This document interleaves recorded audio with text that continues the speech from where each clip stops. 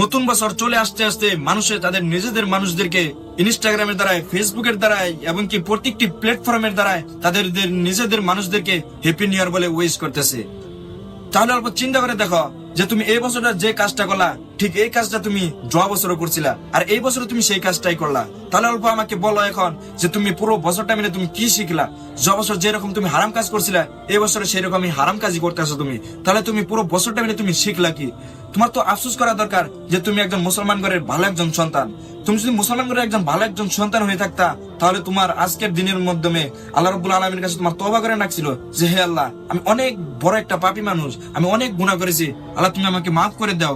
আজকের এই ইংরেজি মাসের প্রথম দিনের উসিলা করে তুমি আমাকে মাফ করে দাও, এরকম ভাবে তোমার তওবা করে রাখছিল।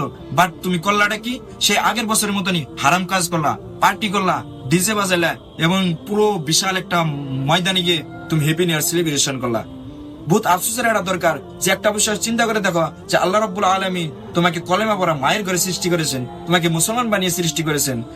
আল্লাহ রাব্বুল আলামিন তোমাকে কত কত হাজার হাজার নিয়ামত দিয়েছেন, তারপরে তুমি অন্যের ধর্ম অনুসরণ করতেছো। আস্তাগফিরুল্লাহ। প্রিয় বন্ধুরা, খাস দিলে আল্লাহর কাছে তওবা করো যেন আল্লাহ রাব্বুল আলামিন তোমাদের সবাইকে খারাপ কাজ থেকে দূরে রাখে, গুনার কাজ থেকে দূরে রাখে, এমনকি এরকম হারাম হারাম কাজ থেকে তোমাদেরকে সবাইকে দূরে রাখে, এমনকি নিজের থেকে তওবা করো বেশি বেশি করে। আর আল্লাহ রাব্বুল আলামিনের কথা মোতাবেক চলার জন্য তৌফিক দান করুক আমাদের সবাইকে। এমনকি দেখা হবে অন্য কোনো ভিডিওতে। সবাই ভালো থাকবেন, সুস্থ থাকবেন। আসসালামু আলাইকুম।